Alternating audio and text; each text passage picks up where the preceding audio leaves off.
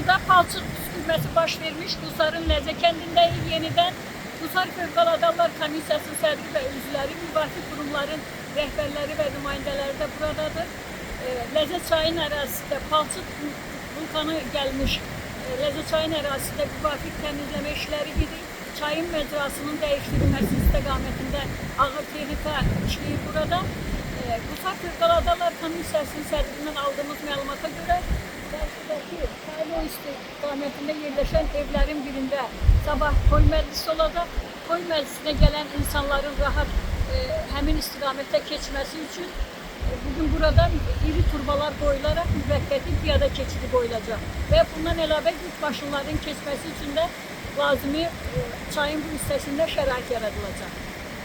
Qusarın Ləzə kəndində 3 gün öncə başlayan palçıq seli təhlükəsi davam edir. Güclü palçıq püskürməsi kənddə fövqəladə vəziyyət yaradıb. Qızılqaya dağ massivindən axıb gələn lil və palçıq qatı kəndi 2 hissəyə bölüb. Dünən gecədən isə Ləzə çayı ilə gələn güclü palçıq layı yaxınlıqdakı evlərə dolmağa başlayıb. Artıq 3 ev bu təhlükə ilə üz-üzə qalıb. Sakinlər evlərindən çıxarılaraq hələlik qonşuların evində yerləşdirilib. Evləri təhlükədə olan sakinlər böyük təşviş və qorxu içindədirlər.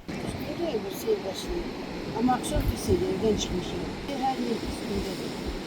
Evi boşaltmışlar, demək katmışlar.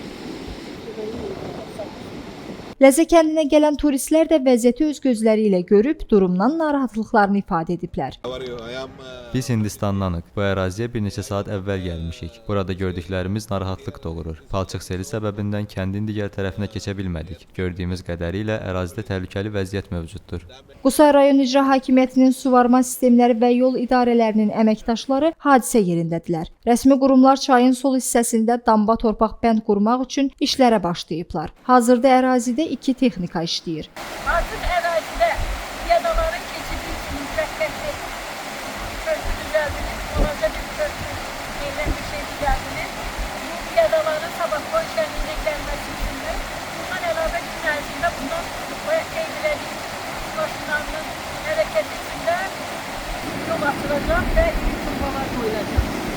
Çayın məcrasına dolan palçıq axını isə davam edir. Kəndin aşağı hissəsində yerləşən evlər də ciddi təhlükə altındadır. Aytəkin Alxaslı, Pərviz Allahverdiyev, Bizim Media.